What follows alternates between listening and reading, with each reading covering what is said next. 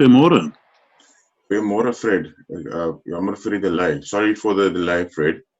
I was just finishing off my workout. Apologies for not having a shirt on. I just want to still go and just take a shower.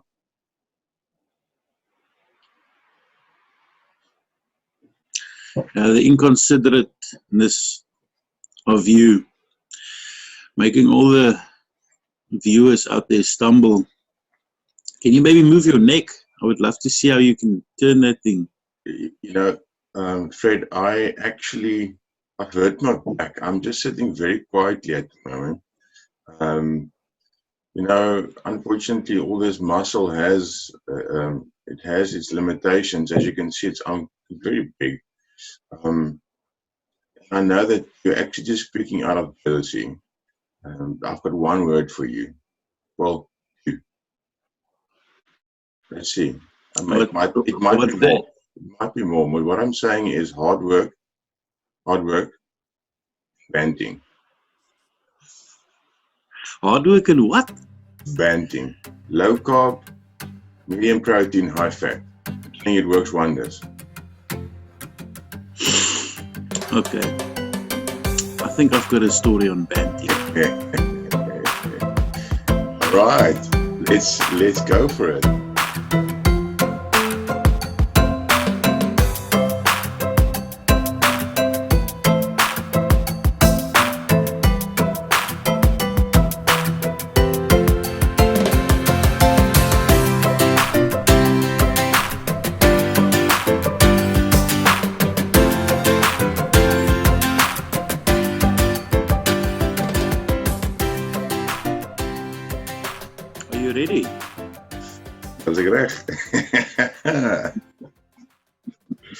Good morning.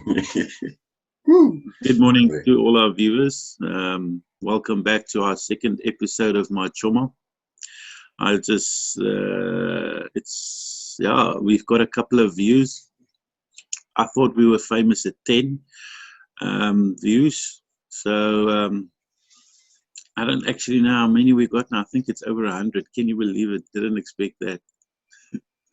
I thought my wife is just going to watch it. Well, I've watched it 116 times, so maybe your wife did watch it at one time. Yeah, you see there. That's how you get the numbers up there. So thanks for the people that have been watching it, and thanks for the people that's been subscribing. If it meant anything to you, please leave a comment. It would be also always awesome to hear from you guys out there. But yeah, as you've seen this morning, Werner has got a bit of a appearance issue there. His big long life dream and banting. Now, don't make fun of me, please. Banting. It takes hard work to look like this. Explain to me, how did you get that tan? Or was that rub-on? It's rub-on. It's rub-on. It's rub-on. It's actually dubbin. Dubbin. Yes. Just don't go into the sun or close to a fire. It will melt all my hard work away. You understand, my friend? So, I've got today's episode, what's it called? Shortcomings. Well, not shortcomings. I would rather call it weak spots or spotting buddy. Spotting buddy. Yeah. Spotter. It's called spotter. My buddy that helps me to spot my weak spots. That's it. Like in the gym, when you need a spotter. I mean, you saw that body that I had. I wouldn't get there without a spotter. Exactly. I can try and do my best to look like that. It's not going to be easy. Without me, my friend, you would have never looked like that. Yeah, I know that, and thanks for reminding me about that. I mean, you reminded me before. Oh, but on that note, I'll take us a little bit back in memory lane. 2018 December holiday. We are in Guano Caves camping for, I think it was 6 nights, or was it 6 nights? It was actually 2017 December. It was 6 nights, yes. But I remember December holiday. We're camping Guano Caves. I think it was, now here's the thing. Werner decides to go on a camping trip. Listen to me, kid, a camping holiday trip. Eating only ingredients you can count on your one hand. While the rest of us are eating chocolates and chips and brood and pizza, and we're enjoying it. It's camping, it's holiday. We're enjoying it. And Werner is eating, what was it? Pretty much not, well, it was pretty much meat. I mean, Pretty much nothing that we were eating. So after day 4, I can just imagine the temptation, the desire to enjoy just a little bit of what we are enjoying. I remember I had an afternoon nap, laying in my tent, and my fly sheet was just closed up. And then the next minute I hear this little rattle there in the kitchen, click, click, click, click, click, click. And I open my one eye, and there's Werner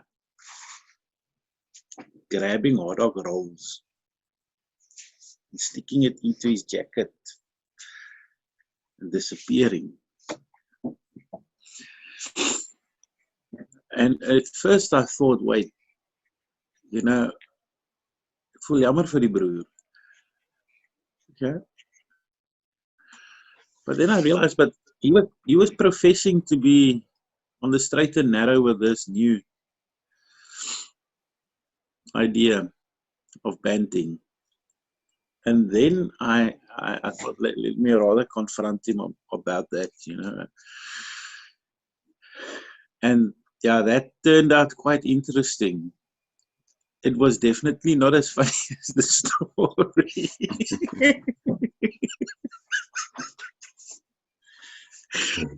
It was definitely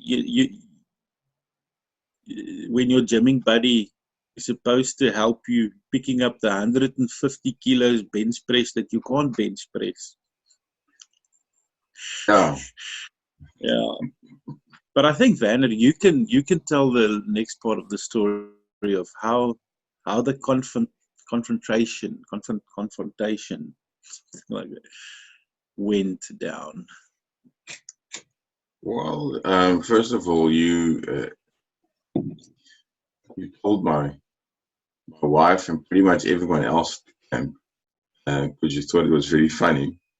I, on the other hand, don't like to be exposed in the so-called public forum that we had there, which was close family and friends, and I think my response was in the moment, suck it up. And for the next 3 weeks following the camp, I had a silent fit, not speaking to you, if you remember correctly. And I'm asking myself, I wonder why. And there's no need for wonder. I mean, at the end of the day, I was actually just cross with myself, and I pretty much put my anger towards you. In a silent way. In a silent way. Yeah, because I know you were suffering. Just a void. Full of void. Full avoidance for 3 weeks. For me, at that stage, you know what, it was still, so it's old Werner. It was very easy to hold on to my anger, and that going that I fed that dog, if you want to put it that way. I kept on feeding it, and it just became easier and easier. But for 3 weeks, I literally spoke to no one, yeah, until you eventually came to me and said, "Listen, what's your story? We can't go on like this." Yeah, And we couldn't go on like. no, we couldn't. Like, I remember the phone call, and that we sorted it out. And it was, you know what kept me at the end of the day was pretty much pride. Um, I was in a straight and narrow in terms of eating right up to the day 4, and I just couldn't keep it up anymore. And you exposed me, so I was embarrassed. And instead of actually just accepting it, I, I didn't respond well. I mean, yeah, it's pride. It was pretty much pride, and it almost hurt our relationship. And I think pretty much people do that on a regular basis. I think people, if nobody wants to be wrong, you find it offensive. And if somebody tells you that you are wrong, then you pretty much start with, how dare you? Yeah, that's 100% right. I think it was a turning. It was not a turning point. I think it was a.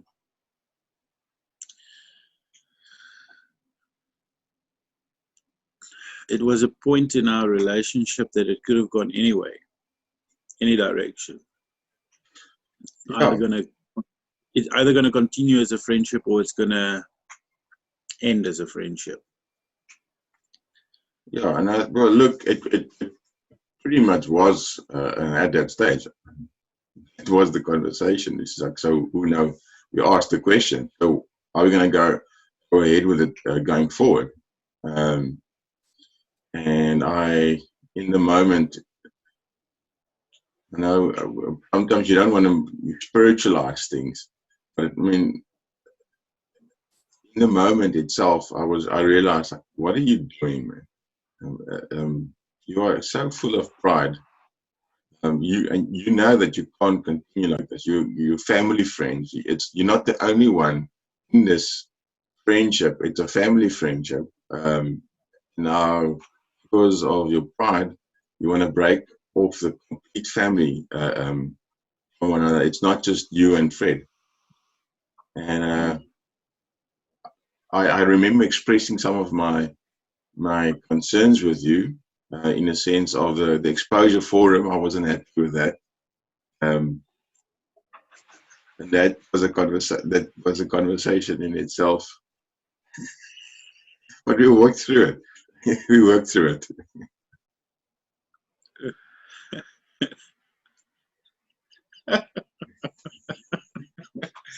Yeah, definitely.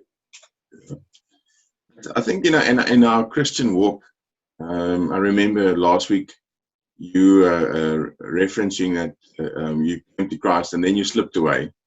And then the same with me. I was for 7 years. I almost, it was a 7-year gap. I said I met you and I came to Georgetown in 2008, and then I jumped to 2015, and it was a 7-year gap between that.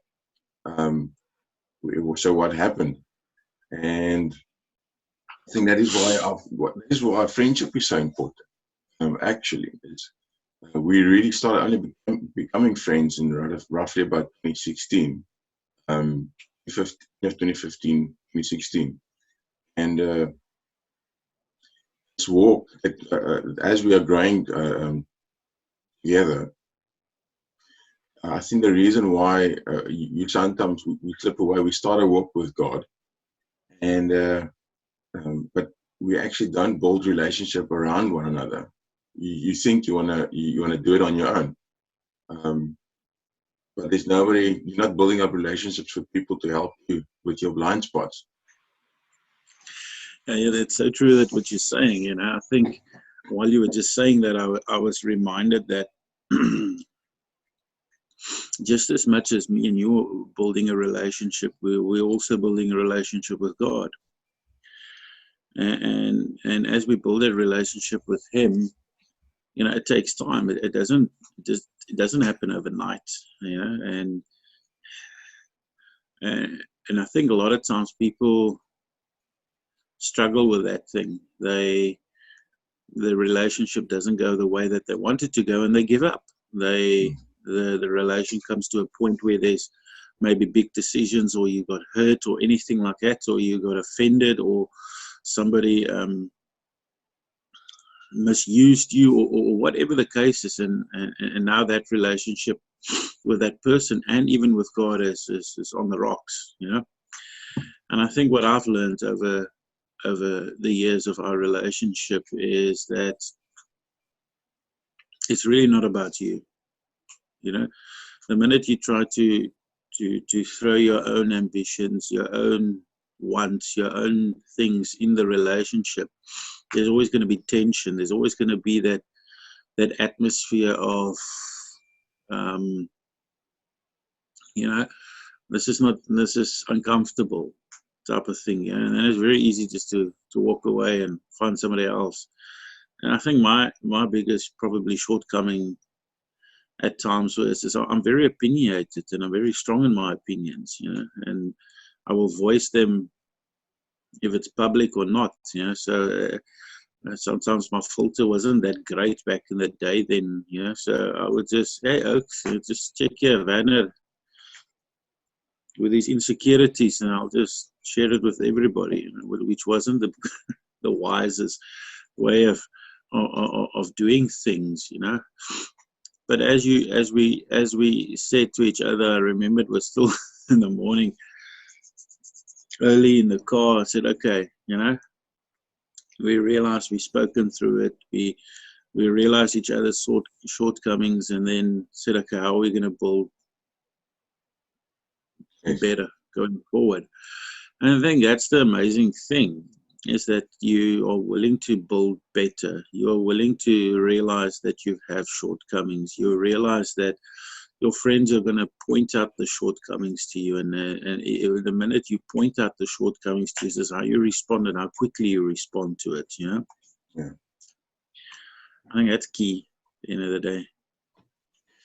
Yeah, look, I think it's natural response. For people to, as soon as they know that they've done wrong, that they want to run away, want to hide, actually. And I think the perfect story in the Bible is actually just right in the beginning, Genesis, where Adam and Eve, they disobeyed God. And the natural response is, and when that's how I am, is like, as soon as I know I'm wrong, I don't like to blame other people. I normally like to blame myself, and I go into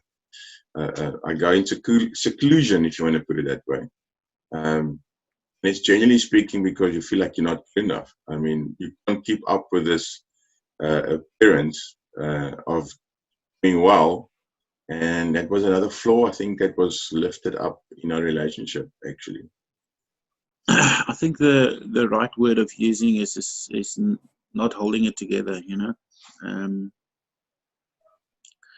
I think a lot of people struggle with that. I think a lot of people are in the Christian walk, and things is just, life is tough, life is just intense, and emotions are intense, and shortcomings sometimes are in your face, and sometimes you're doing things without you even knowing that you're doing it wrong, because there's nobody really there to tell you that what you're doing is wrong. You don't have a close friend, you don't have an honest friend that really got your life's interests, is their interests as well. So you just got maybe friends that just saying, yes, no, it's awesome, it's going awesome. Everybody's saying it's going awesome, but deep down, it's your life is, you're struggling with things, And I think it's that the thing is that not everyone.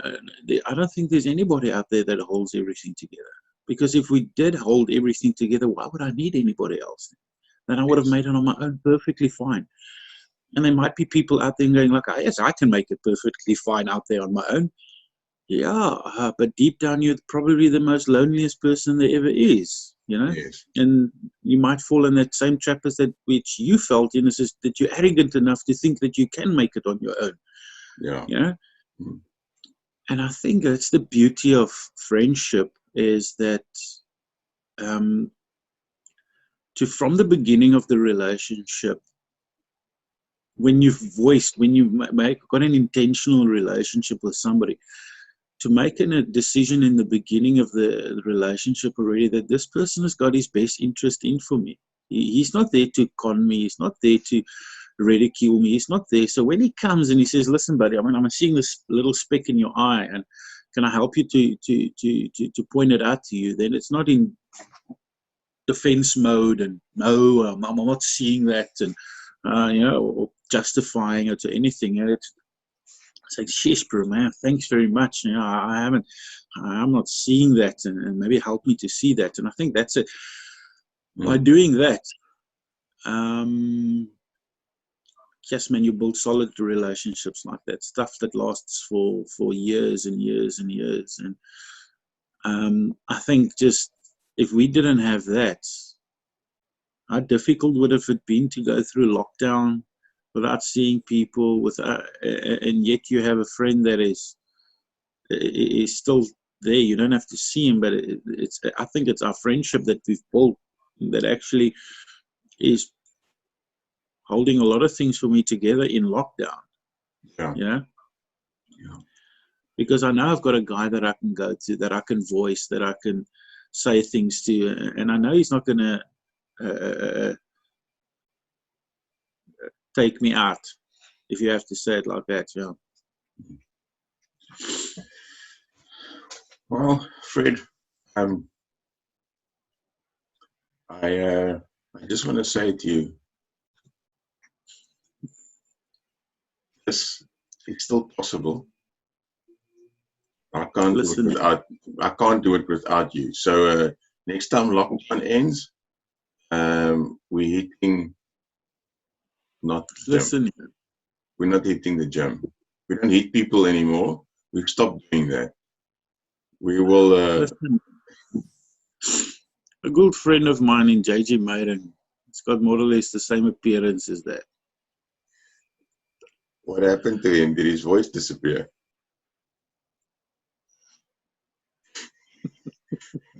I think it's time that we say goodbye and say our goodbyes this morning. And by the way, yes, just quick one. We've got a couple of people that has commented on the thing. Yes. I just want to leave one little comment for old Lee Delarue that wants to be part of the Choma team. I just need to say to you, Lee, you first need to spell Choma correctly, okay? Before you can join the Choma team. Let's hope that Lee's got an open heart that is being tuned like this. Oh my head. Until our next phone call. Until our next episode. All right. All the best. Cheers. Yes. Bye. Bye.